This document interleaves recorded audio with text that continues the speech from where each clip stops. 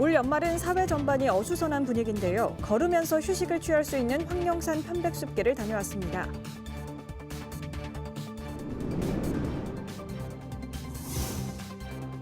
부산시가 올해 1월부터 시행한 온부산이 온종일 당신처럼 애지중지 성과를 바탕으로 내년부터 돌봄 체계를 영유아부터 청소년까지 확대합니다.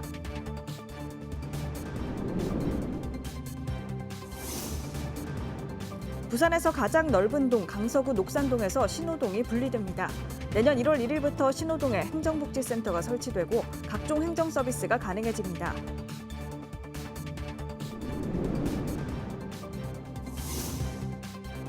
부산 서구 대표 지역 축제인 부산 고등어 축제가 올해도 흥행을 이끈 가운데 타 지역 방문객도 꾸준히 증가하고 있습니다.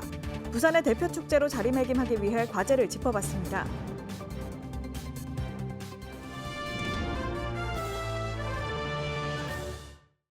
여러분 안녕하십니까? BTV 뉴스입니다. 첫 소식입니다. 올 연말은 사회 전반이 어수선한 분위기인데요. 자연에서 들려오는 소리로 도심 소음에 지친 귀를 달래고 숲길을 걸으며 청정한 공기를 마셔보는 건 어떨까요? 김윤정 기자의 보도입니다. 편백숲을 이루고 있는 나무들 사이로 맨발 걷기에 나선 임혜순 씨. 매일 황령산 숲길 걷기로 건강까지 되찾았다고 합니다.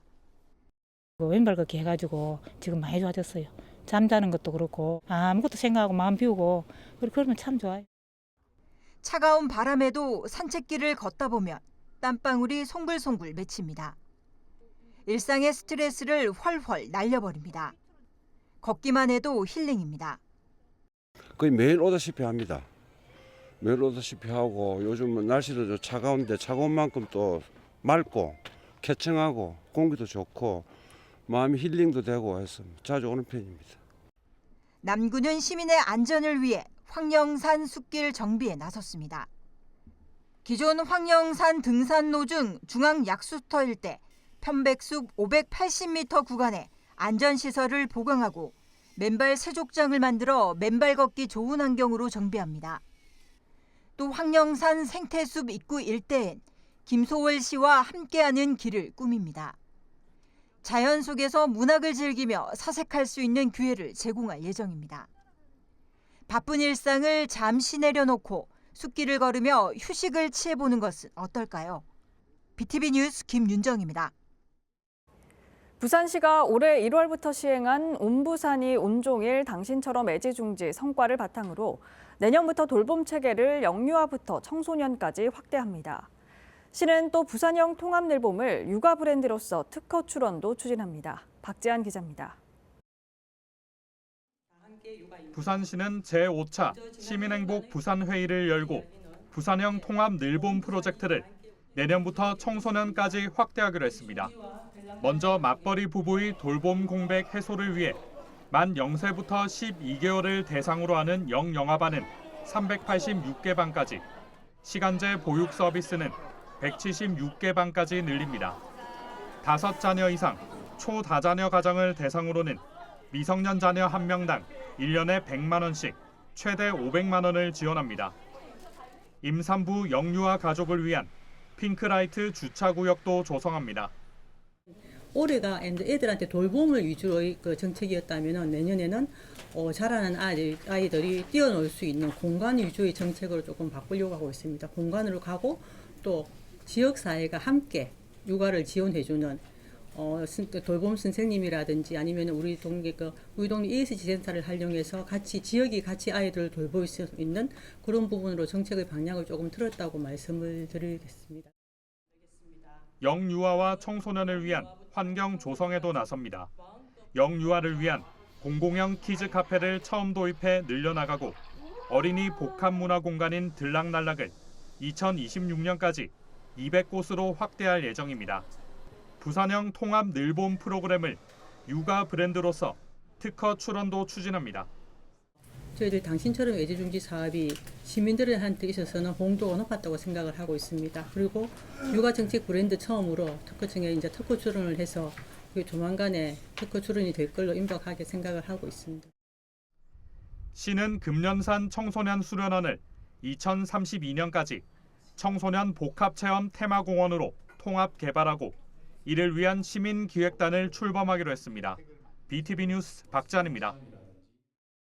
부산시 교육청이 2024년 올해의 과학교사상 수상자 30명 중 전국에서 가장 많은 5명을 배출했습니다. 올해 수상자는 명문초 김종훈, 예원초 심영희, 회원초 이주영, 부산국제고 안윤영, 부산 일과학고 양태원 교사 등 모두 5명입니다. 교사의 노벨상으로 불리는 올해의 과학교사상은 과학교육 활성화와 과학문화 확산 등에 공헌한 교사에게 주어지며 2003년부터 시행됐습니다. 웬만한 구보다도 넓은 강서구 녹산동이 행정 편의를 위해 2개 동으로 나눠집니다. 녹산동 주민 절반이 밀집한 신호동이 분리되는 건데요.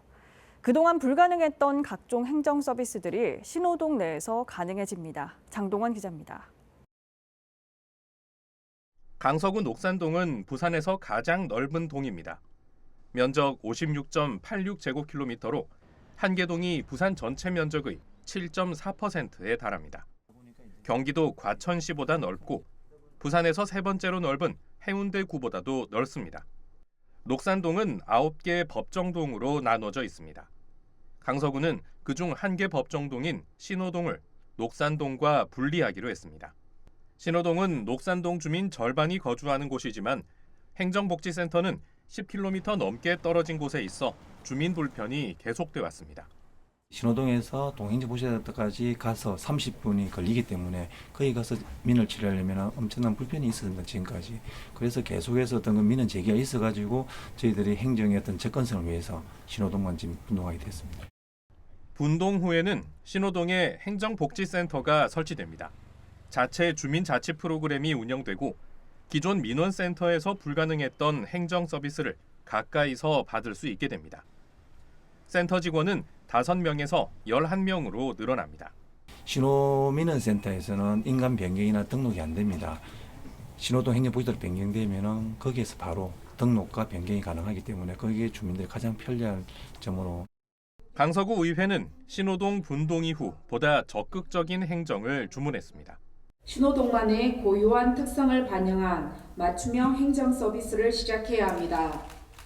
주민들이 오랫동안 겪어온 불편 사항이 해소되고 편의가 증진될 수 있도록 강서구 신호동은 내년 1월 1일을 기해 녹산동에서 분동됩니다. BTV 뉴스 장동원입니다. 부산 서구의 대표 지역 축제인 부산 고등어 축제가 올해도 성황리에 막을 내렸는데요. 부산 지역뿐 아니라 타 지역 방문객도 꾸준히 증가하며 축제의 인지도를 높이고 있습니다. 그렇다면 부산 고등어 축제가 지역 축제를 넘어 부산의 대표 축제로 자리매김하기 위해서 나아가야 할 방향은 무엇일까요? 박철우 기자가 짚어봤습니다. 올해로 15회째를 맞은 부산 고등어 축제.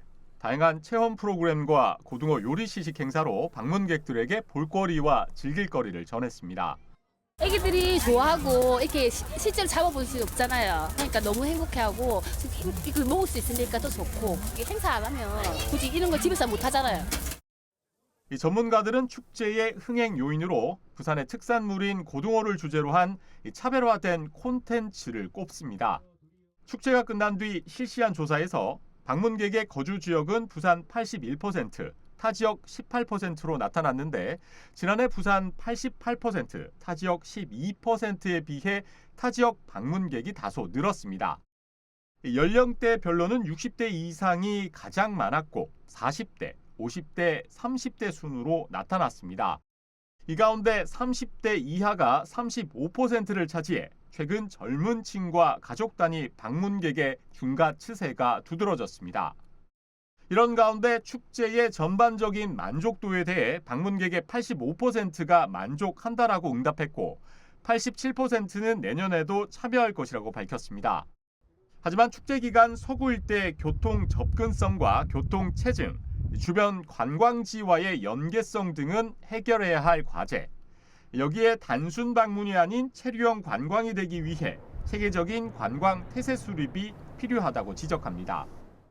보다 많이 재방문할 수 있도록 다양한 관광객들이 만족할 수 있는 그런 다양한 프로그램 개발도 필요해 보입니다. 부산 고등어 축제가 지역 행사를 넘어 부산의 대표 축제로 발돋움하기 위해서는 단순히 프로그램을 늘리는 것뿐만 아니라 방문객들이 더 편리하고 즐겁게 축제를 즐길 수 있는 기반을 만드는 것이 중요하다고 입을 모읍니다. BTV 뉴스 박철우입니다.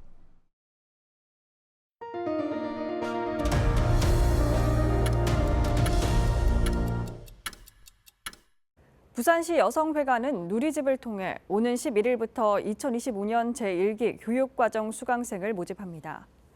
1기 교육과정은 내년 1월 6일부터 4월 5일까지 3개월간 진행되며 공예와 미용, 요리, 커피, 제과 제빵 등 9개 분야 89개 과목에서 1,700여 명의 수강생을 모집합니다. 자격증 강좌, 기능 생활교양 강좌와 함께 직장인 등을 위한 야간 주말 강좌도 운영될 예정입니다. 부산의 시내버스 외관이 새롭게 바뀝니다. 디자인 이름이 빅버스인데요. 어떤 모습인지 김석진 기자가 소개합니다. 새 디자인이 적용된 부산 시내버스입니다. 이름은 빅버스. 부산시 슬로건인 부산 이즈 굿의 앞글자를 땄습니다. 바뀐 차량은 일반 버스와 좌석 버스 두 종류입니다. 일반 버스는 푸른색으로 깨끗함과 친환경, 스마트함을 강조합니다. 좌석 버스는 자주색 계열로 따뜻함과 포용, 친절함을 연상시킵니다. 색뿐만 아니라 내외부 번호와 노선 규정, 그리고 광고면 등 부착물 규정도 새롭게 바뀝니다. 시민들한테 좀 더 새롭게 다가가고 좀 더 참신하게 좀 다가갈 수 있는 지금 기회가 됐으면 좋겠고요. 또 대중교통의 지금 여러 가지 서비스, 특히 뭐 동백패스라든지 그런 것들을 활성화하기 위해서 시민들한테 조금 더 가까이 다가갈 수 있는 친근한 이미지의 디자인으로. 부산에 운행되는 시내버스는 2,500여 대. 시는 매년 새로 교체되는 시내버스 2,300대에 이 디자인을 적용할 계획입니다. 그렇게 되면 오는 2033년이면 모든 버스가 이 디자인으로 바뀝니다. 그래서 저희가 2030년까지 대중교통 수동 분담률을 지금 40%대에서 60%대까지 끌어올리려고 하고 있고 이러한 중심에 시내버스 혁신이 자리를 할 거라고 생각합니다. 한편 현재 시내버스 디자인은 지난 2016년 처음 적용됐고 9년 만에 새로 바뀌게 됐습니다. BTV 뉴스 김석진입니다. 부산시청역 마을버스 정류장은 연제구에서 이용객 수가 가장 많은데요. 인근 시내버스 BRT 정류장과 비교해도 적지 않은 승객들이 이용하는 곳이지만 시설은 열악해 민원이 계속되고 있습니다. 무슨 일인지 송태훈 기자가 알아봤습니다. 부산시청 도시철도 인근 마을버스 정류장. 연제구 마을버스 5대 가운데 4대가 이곳 정류장을 통과합니다. 승하차 승객들과 유동인구가 뒤섞이며 출퇴근 시간마다 붐비는 실정입니다. 많이 붐비는 곳이에요, 이곳은. 마을버스들이 많이 움직이니까 많이 사람들이 움직이더라고요, 여기서. 최근에는 대규모 아파트까지 들어서면서 이용객이 더 늘어났지만 정류장 시설은 열악한 게 현실. 한파나 폭염, 우천시 취약할 수밖에 없는데 정류장 밖 인도까지 가득 메운 채 버스를 기다리는 승객도 적지 않습니다. 국토교통부 통합정보 시스템을 보면 연제구 마을버스 정류장 가운데 부산시청 정류장 이용객 수는 하루 평균 1,000명 남짓으로 높은 수치를 기록했습니다. 7대 시내버스가 오가는 연산교차로 방면 시청역 BRT가 1,800여 명인 점과 비교하면 큰 차이가 없을 정도입니다. 연제구에 5개의 마을버스 노선 중에 4개의 노선이 이곳에 정차를 하기 때문에 특히 출퇴근 시간에 많은 분들이 줄을 서고 대기 시간이 상당히 깁니다. 그리고 번잡하고 이래서 시민들이 좀 편안하게 이용할 수 있도록 대기하면서 스마트폰 충전도 하고 그리고 다음 버스를 기다리면서 우천이나 혹한으로부터 좀 대비할 수 있는 이런 공간들이 절실하다는 요구가 계속 올라오고 있습니다. 정류장 시설 개선을 촉구하는 주민들의 민원도 100건을 넘었습니다. 연제구 마을버스 정류장 가운데 이용객 수가 가장 많은 시청역. 쾌적하고 안전한 시설 확보가 빠른 시일 내에 이뤄질 수 있을지 주목됩니다. HCN 뉴스 송태웅입니다. 부산 산타버스 들어보신 적 있으신가요? 크리스마스 장식을 한 산타버스가 운행 중이라는 입소문이 나면서 주말이면 종점에서도 이 산타버스를 타기가 어렵다고 합니다. 버스 기사가 7년 동안 사비를 털어 시내버스를 크리스마스 트리로 장식한 건데요. 웃을 일 없는 요즘, 부산 산타버스가 시민들에게 크리스마스 선물을 전하고 있습니다. 차선영 기자가 보도합니다. 어둠이 내려앉은 이른 저녁, 해운대 반송동의 한 버스 차고지입니다. 번화한 도심 거리에서나 볼 수 있을 법한 대형 산타 풍선으로 장식한 공간이 눈에 띕니다. 115-1번 1821호 버스 승객을 위한 대기실입니다. 기다린 지 얼마 지나지 않아 산타버스가 들어오고 승객들이 버스에 하나 둘 서둘러 탑승합니다. 출발 시간 전이지만 버스 안에 마련된 포토존에서 인생사진을 찍기 위해서입니다. 버스 안은 말 그대로 신세계입니다. 산타클로스 의상에 캐릭터 마스크와 모자를 쓴 버스기사, 커다란 눈사람 풍선이 승객을 맞이합니다. 승객들에겐 산타 모자와 사탕 등 산타의 깜짝 선물도 전해집니다. 버스 바닥에는 빨간 카펫이 깔렸고 천장에도 손잡이에도 버스 구석구석이 트리와 아기자기한 인형들로 꾸며졌습니다. 버스는 즐거운 소란스러움으로 가득합니다.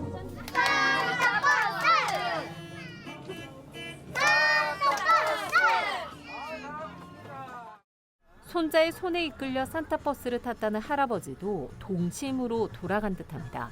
저는 친구한테 소식을 들었어요. 산타버스를 타보라 이래가지고요. 장식이 멋지고 좋아요.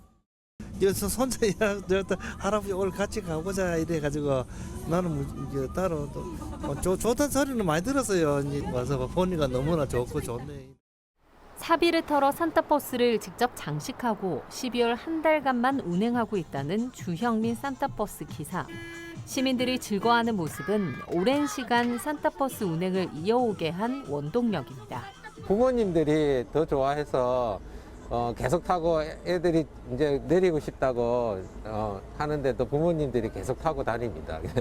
매년 시민들이 힘들어하는 걸 보고 저도 이 좋은 기운을 시민들한테 나눠드리고 싶어서 하게 되었고요.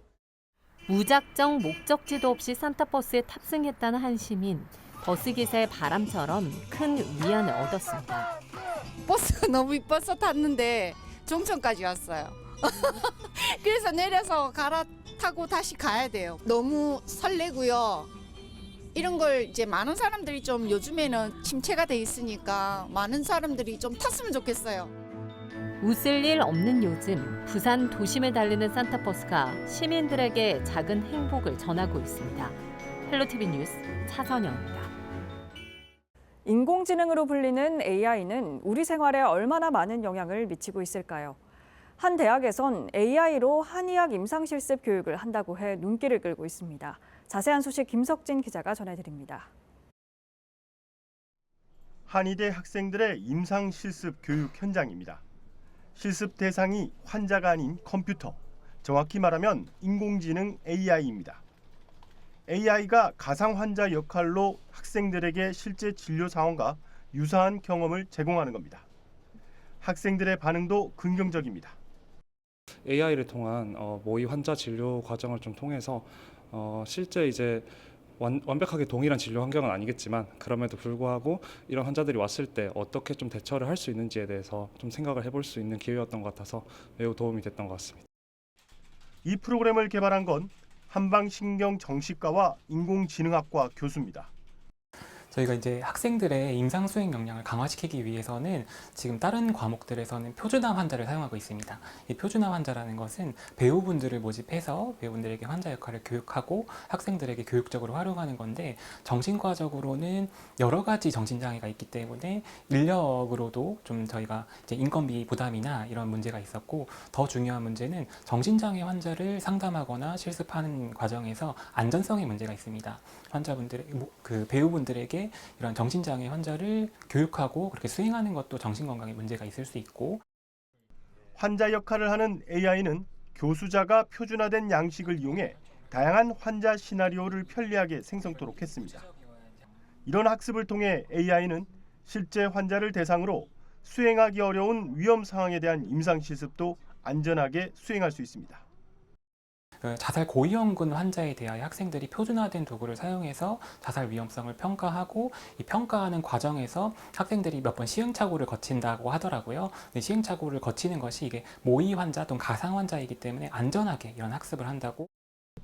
하지만 AI를 기반으로 한 이러한 플랫폼의 시간적 기술적 제약은 더 연구해야 할 과제로 남아 있습니다. 인공지능의 응답이 실제 환자의 반응과 얼마나 유사한지 자체 평가했더니 5점 만점에 3.69점으로 나타났습니다. 연구팀은 다양한 환자 모듈을 개발하고 시간 제한 기능 등을 추가할 예정입니다. 이를 통해 정신과뿐 아니라 소아과 등 실제 임상 현장에서 마주치기 어려운 다양한 증례를 구현해 교육에 활용한다는 계획입니다. 이번 연구는 AI 기술이 한의학 교육에도 실질적인 도움을 줄 수 있다는 가능성을 확인한 만큼 다른 전문 분야로의 확산도 기대하고 있습니다. BTV 뉴스 김석진입니다.